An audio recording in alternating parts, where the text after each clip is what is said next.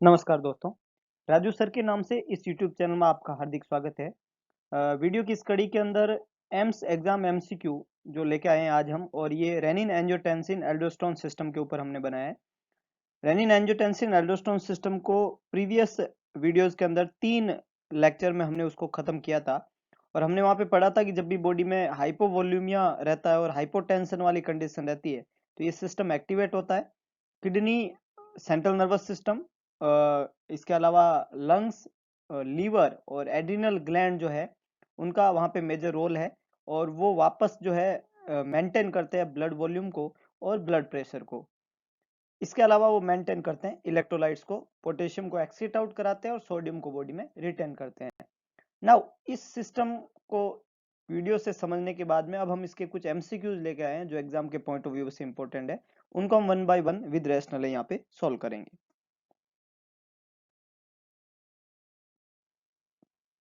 सबसे पहले, what is the goal of the renin angiotensin aldosterone system.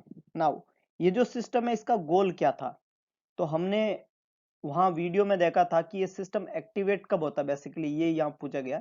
तो पहले हम ऑप्शन देखते हैं फिर हम इसको समझें।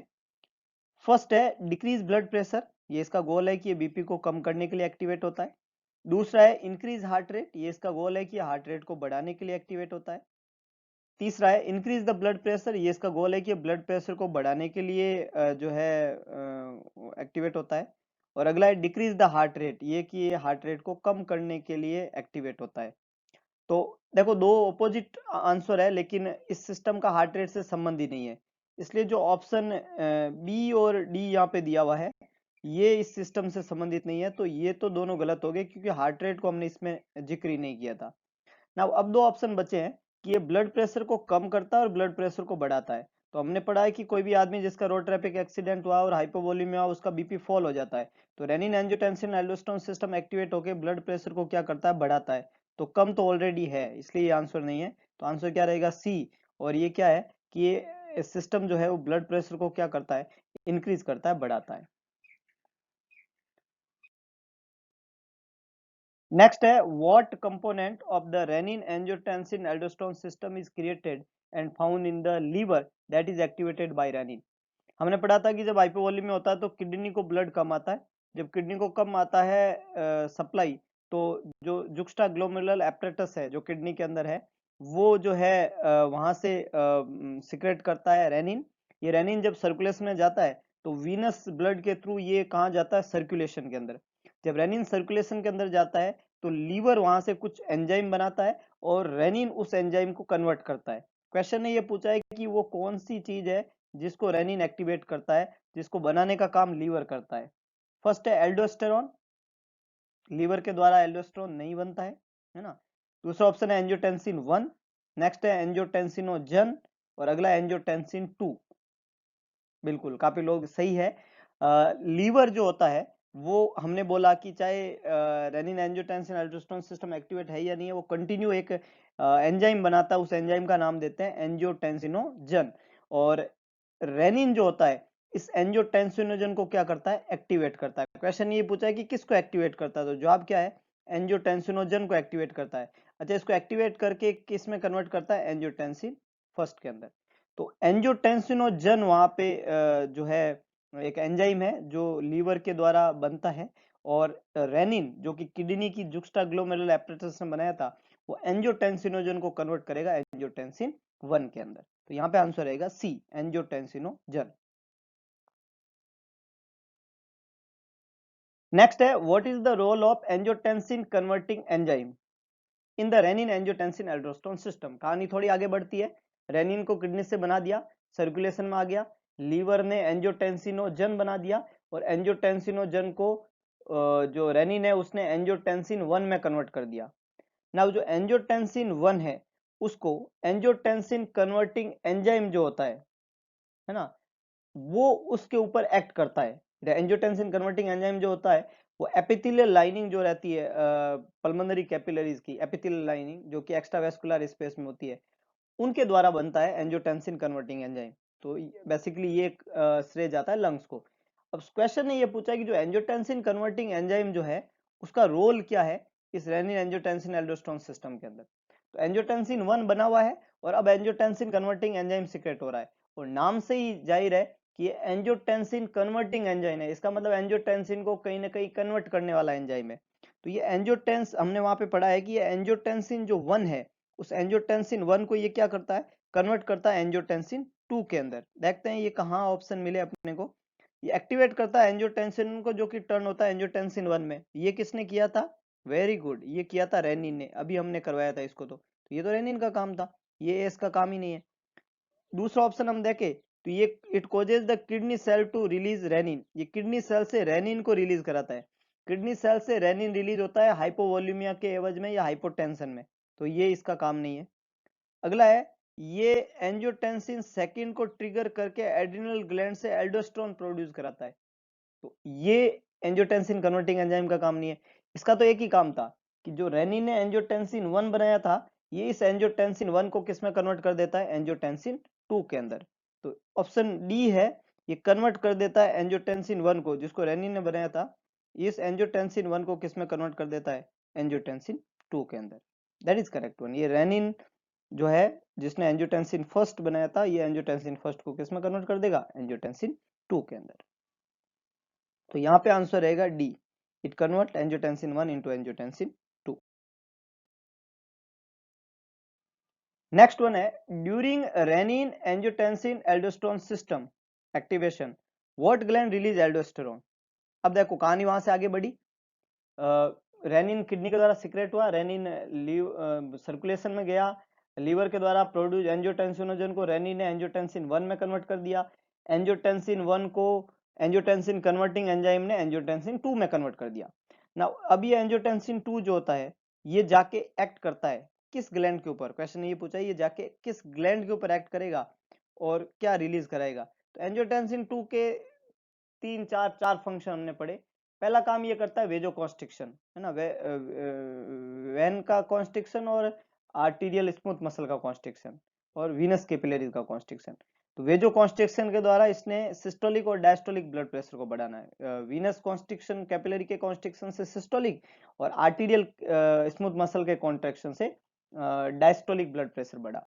इसके अलावा इसने किडनी जो है, सॉरी, जो ग्लैंड है, और उस ग्लैंड का नाम है किडनी के ऊपर पाई जाने वाली gland, that gland is adrenal gland, और उस ग्लैंड की सेल के द्वारा सिक्रेट करवाता है एल्डोस्टेरोन। क्वेश्चन ये पूछा है कि वो कौन सी ग्लैंड है, तो हाइपोथैलेमस वो ग्लैंड नहीं है, थाइमस वो ग्लैंड नहीं है। Hypothalamus is a part of central nervous system और थाइमस का ये काम नहीं है। एड्रिनल कॉर्टेक्स, बिल्कुल, एड्रिनल कॉर्टेक्स की सेल के द्वारा सिक्रेट कराते हैं एल्डोस्टेरोन, है ना। तो ये एल्डोस्टेरोन का सिक्रेशन जो है एड्रिनल ग्लैंड की सेल के द्वारा करवाता है एल्डोस्टेरोन का सिक्रेशन, और ये एल्डोस्टेरोन जो है डिफरेंट टाइप के फंक्शन करता है। पिट्यूटरी, तो पिट्यूटरी नहीं है, तो आंसर क्या रहेगा, सी, दैट इज एड्रिनल कॉर्टेक्स, और इसकी सेल के द्वारा सिक्रेट होता है एल्डोस्टेरोन, है ना, that is a salt hormone भी बोलते हैं हम इसको, है ना। तीन कॉर्टेक्स तीन हार्मोन सिक्रेट करता है, साल्ट, शुगर और सेक्स हार्मोन, तो ये साल्ट हार्मोन कहलाता है, क्योंकि इसका काम है इस सोडियम को रिटेन करता है। एल्डोस्टेरोन का काम हमने करवाया था नेफ्रॉन के ऊपर, ये सोडियम और वाटर को तो क्या करेगा, सोडियम को ये क्या करता है, सेल के अंदर लेता है किडनी रीनल ट्यूब्यूल्स में से, तो सोडियम को रिटर्न करेगा, तो वाटर जो है सोडियम को फॉलो करता है, तो सोडियम और वाटर रिटर्न होता है। पोटेशियम को एक्सक्रीट आउट कराता है, ये काम था एल्डोस्टेरोन का। एड्रिनल कॉर्टेक्स की सेल सिक्रेट करती है एल्डोस्टेरोन। नेक्स्ट है, what is the role of aldosterone. Aldosterone का रोल पूछ लिया यहाँ पे, क्या होता है रोल, तो हमने अभी पढ़ा है एल्डोस्टेरोन क्या काम करता है। फर्स्ट ऑप्शन है, it causes dilation of vessels, it causes, aldosterone is a very effective vasoconstrictor, और बेसिकली जो है ये काम एंजियोटेंसिन फर्स्ट का है, तो एंजियोटेंसिन सेकंड का है, एल्डोस्टेरोन का नहीं है, तो ये यहाँ पे नहीं रहेगा। नेक्स्ट वन है, it causes the kidney to keep sodium and water, बिल्कुल, डेफिनेटली यही काम था। ये सोडियम और वाटर को क्या करता है, रिटेन करता है, तो ये किडनी से सोडियम और वाटर को रखने का बोलता है। It causes the kidney to keep potassium, potassium को एक्सीट आउट कराता है, रखता नहीं है। और it causes the kidney to keep only water, is not only water, it's water plus sodium, basically करता सोडियम को, वाटर तो अपना आप रह जाता है ना। तो not only water, it's absorb the sodium and water follow the sodium, तो ये किडनी से सोडियम और वाटर को क्या करता है, एब्जॉर्ब कराने का काम करता है। हमने वहां पे पढ़ा था कि तीन जीन की होती है, और सोडियम के चैनल वहाँ पे ओपन रहते हैं, जो साइट होती है नेफ्रॉन वाली साइट। और सोडियम के चैनल ओपन होने से सेल में सोडियम कम होता है, क्योंकि जीन नंबर 1 जो होता है वो सोडियम पोटेशियम एटीपेज के द्वारा सोडियम को बाहर निकाल देता है और पोटेशियम को अंदर फिल करता है। तो सेल जो है सोडियम पुअर होती है। तो जो जीन नंबर 2 है वो सोडियम चैनल बनाता है, और सोडियम चैनल प्रोटीन जो होती है वो सोडियम को एंटर कराता है यूरिन में से रीनल सेल के अंदर, और वहां से सोडियम जो है वो बाहर चला जाता है सोडियम एटीपेज के द्वारा, है ना। तो सेल हमेशा सोडियम पुअर रहती है। तो ये यहाँ पे फंक्शन था इसका, सोडियम और वाटर को ये क्या कराता है, और जब सोडियम एब्जॉर्ब होगा तो वाटर उसको फॉलो करते हुए एब्जॉर्ब हो जाएगा। क्वेश्चन जो है इनको समझने के लिए आपको जो तीनों लेक्चर्स है रेनिन एंजियोटेंसिन एल्डोस्टेरोन सिस्टम को, अगर आपको वो लेक्चर्स आपने सुन रखे हैं और बहुत अच्छे से समझ रखा है, तो आई थिंक ये क्वेश्चन बहुत इजी रहते हैं। तो आपको इसकी थ्योरी इतनी अच्छे से समझ में आएगी, अगर आपने लेक्चर सुन रखा है तो आपको क्वेश्चन करने में कोई परेशानी नहीं होगी।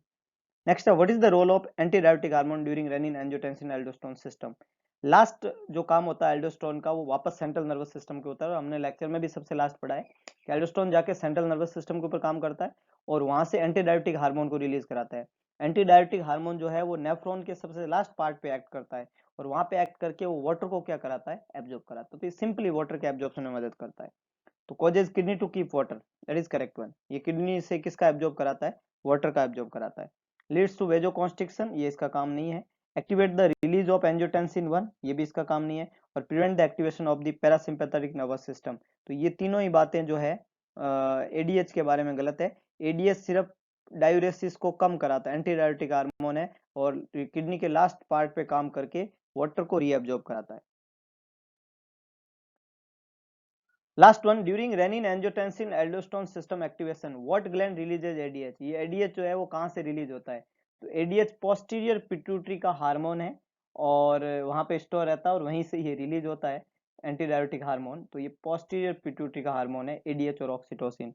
तो ग्लैंड का नाम पूछा है, तो हाइपोथैलेमस बनाता है लेकिन रिलीज नहीं करता है, थाइमस रिलीज नहीं करती है, और एड्रिनल कॉर्टेक्स से एल्डोस्टेरोन का रिलीज होता है। तो पिट्यूटरी ये वो ग्लैंड है जहां से एडीएच का जो है वो रिलीजिंग होता है। और पिट्यूटरी में भी कौन सा पिट्यूटरी, पोस्टीरियर पिट्यूटरी, किसका रिलीज करती है, एंटीडायबिटिक हार्मोन का। क्या करता है, नेफ्रॉन के लास्ट पार्ट पे एक्ट करके क्या करता है, वाटर को एब्जॉर्ब करने का काम करता है। तो ये कुछ एमसीक्यूज जो थी वो रेनिन एंजियोटेंसिन एल्डोस्टेरोन सिस्टम के बारे में थी। अगर आप थ्योरेटिकल पोर्शन को बहुत अच्छे से पढ़े तो आपको ये क्वेश्चन जो है बहुत अच्छे से जो है आप इनको समझ पाएंगे और इनके जवाब भी दे पाएंगे, और एग्जाम में जो है एक इम्पोर्टेंट सिस्टम को आप जो है पक्का कर पाएंगे। धन्यवाद।